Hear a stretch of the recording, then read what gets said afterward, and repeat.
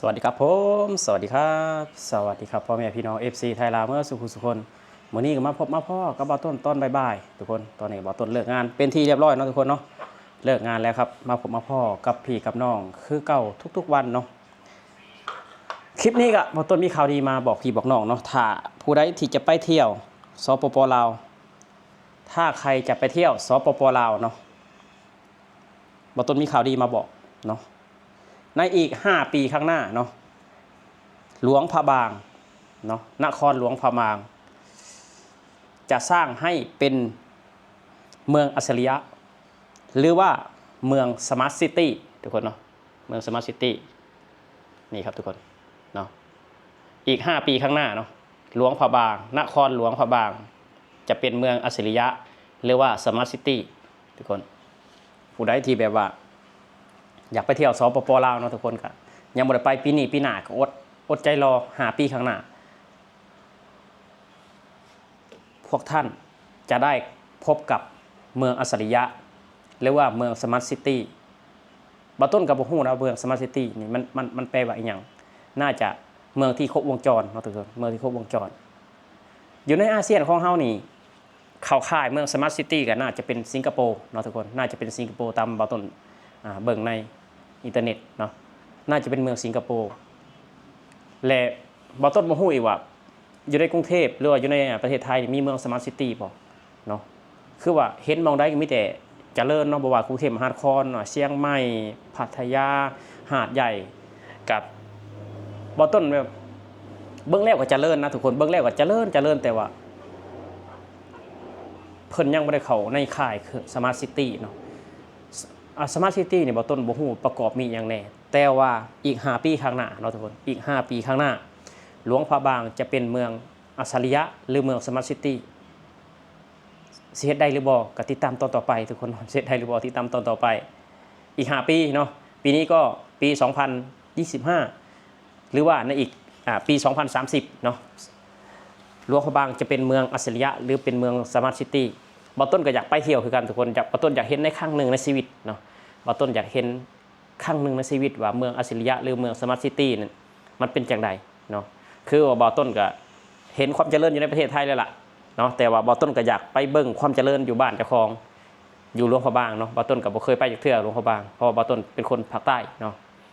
ถ้าว่าเพิ่นสร้างเมืองอัจฉริยะขึ้นมาจริงๆบ่ต้นก็สิสละเวลาเนาะสิสละเวลา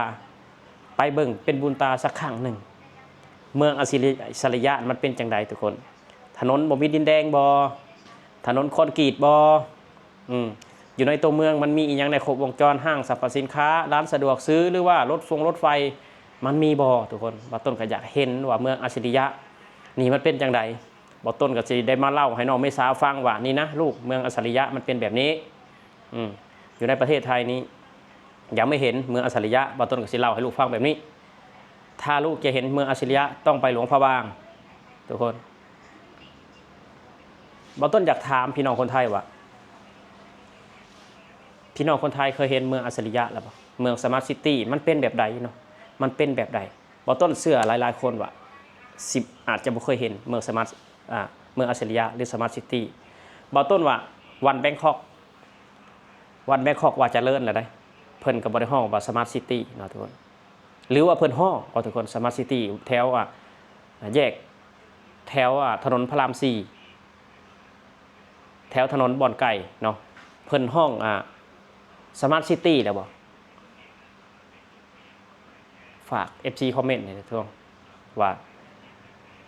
มันต้องเป็นเมืองแบบใดเจริญแบบใดถึงห้องสมาร์ทซิตี้เนาะบ่ต้นก็อดใจรอทุกคนนับเนาะเมื่อปีนี้กับปี2026ก็เหลืออีก4 ปีทุกคนเหลืออีก4 ปีถ้าว่าฮอดปี2030มื้อใดเนาะบ่ต้นก็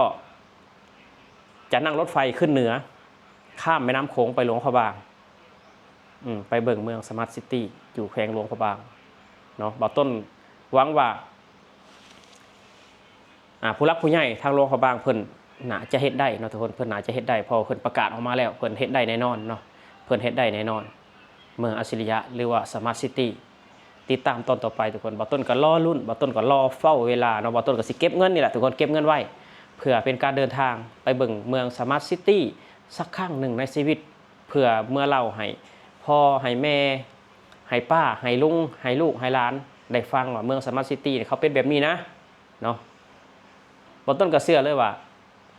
ลูกของพ่อบ่ต้นนี่9 คนนี่บ่ต้นนี่แหละสิไปเบิ่งเมืองสมาร์ทซิตี้คนแรกเพราะว่าบ่ต้นเป็นคนอยากส่องหูส่องเห็นทุกคนคืออยู่ในประเทศไทยนี่บ่ต้นก็ไปมาเมื่อแล้วเนาะอยู่เมืองอยู่ในกรุงเทพมหานครนี่บ่ต้นก็ไปมาแล้วเกือบว่าไปทุกซอกทุกมุมเลยแหละบ่ได้ที่เจริญบ่ต้นก็ไปเบิ่งมาแล้วทุกคนกับบ้านเพิ่นเจริญอลีเนาะในกรุงเทพเนี่ยเจริญอลีแต่ว่ายังบ่ได้ใช้นามว่าเมืองสมาร์ทซิตี้เนาะบ่ต้นก็อยากไปเบิ่งที่หลวงพระบางทุกคนเอาสำหรับคลิปนี้เนาะทุกคนถ้าผู้ใดแบบว่าอยากไปเที่ยวเนาะอยากไปเที่ยวหลวงพระบางถ้าไม่ได้ไปปีนี้พวกคุณก็ไม่ต้องเสียใจเนาะรอไปปี 2030 แล้วท่านจะได้เจอกับความเจริญของหลวงพระบางเมืองอัจฉริยะหรือว่าสมาร์ทซิตี้ที่อยู่ในสปป.ลาวอดใจรอทุกคนอดใจรอเก็บเงินไว้รอบ่าวต้นก็เก็บเงินไว้รอพอดีน้องเมษาได้5 ขวบ